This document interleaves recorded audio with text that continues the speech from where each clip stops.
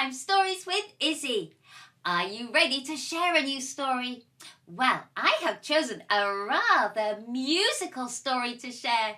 The title is Bite the Shark and the Magical Didgeridoo. If you have this book at home, you can read along with me.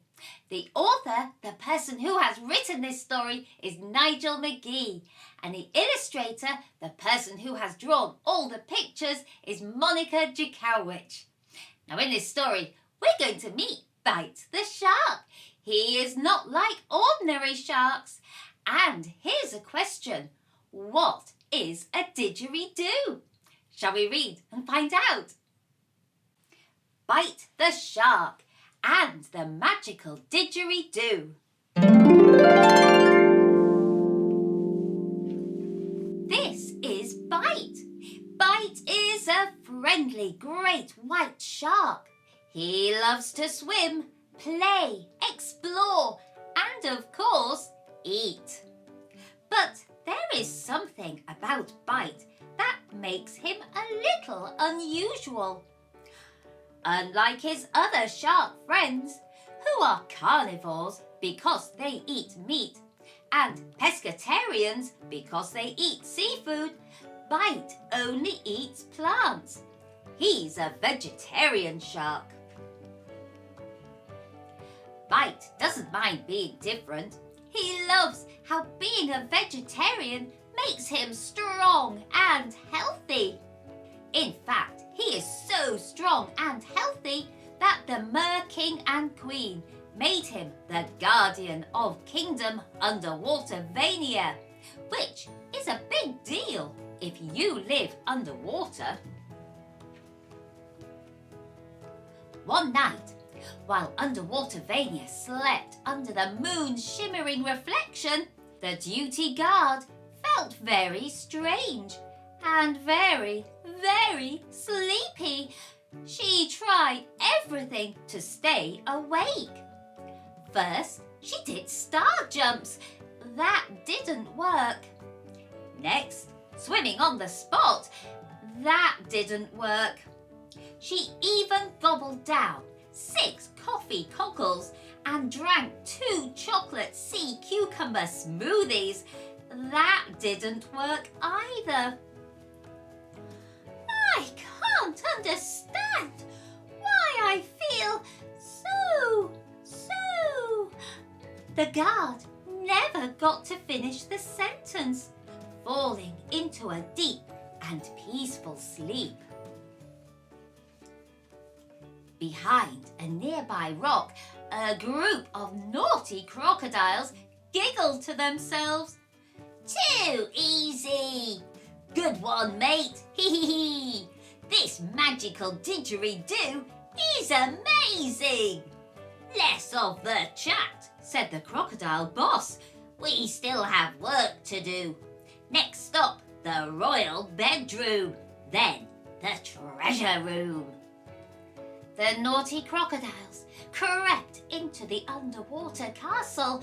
As quick as a hungry crocodile snaps its jaws around a juicy treat, they bundled the mer-King and Queen into a large, smelly sack. Next stop, the jewels! They zoomed around the jewel room, grabbing gold, emeralds, and pearls. Within seconds, the room was bare.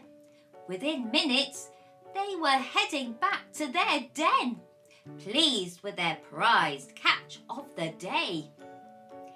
In their excitement, the crocodiles forgot to play the magical didgeridoo to the mer-King and Queen.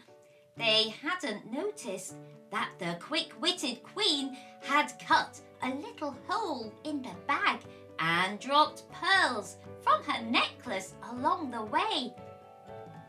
She had left a trail for someone, a special someone, to follow. Can you guess who that someone is? The next morning, the Kingdom of Underwatervania was in chaos. Not only did they have no jewels left to pay the water bill, But the mer-King and queen were missing. Only one person to call. Bite, we need you! As if by super vegetarian magic, Bite suddenly appeared. He examined the messy bedroom, noticing something strange and very smelly on the bed. Aha! A stinky fabric thread. This is our first clue.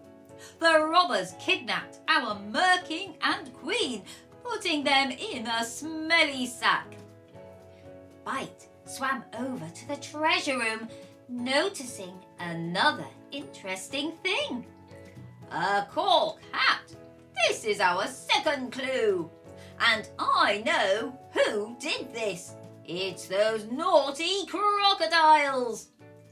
The guards were shocked by the news and slightly in awe of Bite's detective skills. They made a mental note to themselves. We must eat more seaweed and less meat. Just then, Bite saw a trail of pearls leading out of the treasure room. And this is our third clue. Our clever mer-King and queen have left a trail for us to follow. But what I still don't understand is how the crocodiles got into the castle without our guards noticing. He summoned his best team of guards, the SAS, Special Aqua Service, and as night fell upon the kingdom, the rescue mission began. Under the moonlight, Bite and the SAS tiptoed onto the beach wearing their special scuba breathing apparatus. The naughty crocodiles were feasting and drinking, wearing all sorts of jewels and pearls. Bite could see the mer-King and queen tied up by the campfire, looking worried. How would they rescue them? Resting next to a palm tree, Bite spotted the magical didgeridoo. So that's how they broke into the castle, he thought to himself. A fantastic and cheeky idea popped into his head. Bite signalled to his SAS team to cover their ears as he sneakily edged his way over to the tree. Just as Bite was about to pick up the didgeridoo, the naughty crocodiles spotted him. Get Bite! They shouted. Snap, snap, snapping as they rushed towards him. Although Bite was the guardian of Kingdom Underwatervania, the apex predator, with very sharp teeth, he didn't want to hurt anyone. Bite, of course, was a vegetarian. He quickly reached for the didgeridoo. Hum, hum, hum. Just like magic, the crocodiles froze mid-stride as Bite played this beautiful, enchanting music. Their eyes closed, their heads felt heavy, and slowly, very slowly, they all fell into a deep sleep. But oh dear, so did the mer-King and queen, who were tied up and couldn't cover their ears. Bite stopped playing. The SAS guards freed the mer-King and queen and carefully carried the sleeping royals and the treasure back to the sea. Bite considered leaving the magical didgeridoo, but thought it might come in handy one day.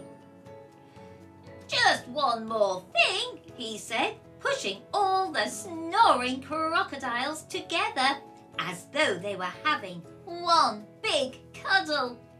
It's always good to have a bedtime snuggle. Bite and his SAS guards returned home to a hero's welcome, complete with loud fanfares and extremely loud fireworks.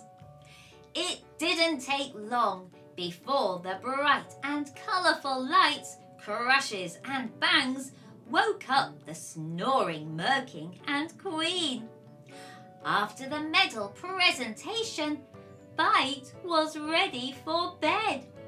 Unlike everyone else, he hadn't had a chance for a snooze. At home, he told Mrs. Bite all about his adventure. Just as they wiggled into their pyjamas, they heard the sound. Wee! Wee! Snap! Wee! Wee! Snap! Baby Bite! I've got an idea, said Mrs. Bite, reaching for the magical didgeridoo.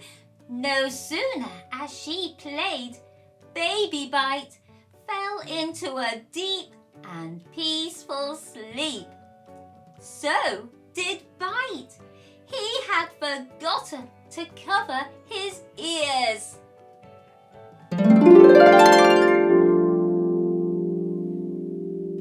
Oh, what a fabulous and fun story that was! I did say that Bite the shark was like no other shark. He was a vegetarian and a great detective. Did you work out what a didgeridoo was? It's a musical instrument, and the magical didgeridoo sent everyone to sleep. Now, in the back of this book, there is some wonderful information about how the author brought Bite the shark to life. And the illustrator has drawn you a step-by-step process so you could try and draw Bite the shark. Also, I want you to look out for the next Bite the Shark adventure. It's coming soon. I hope you've enjoyed today's Shed Time story, and if you want to, you can like, share, follow and subscribe to Shed Time Stories. Then you will be ready for the next book for us to share together.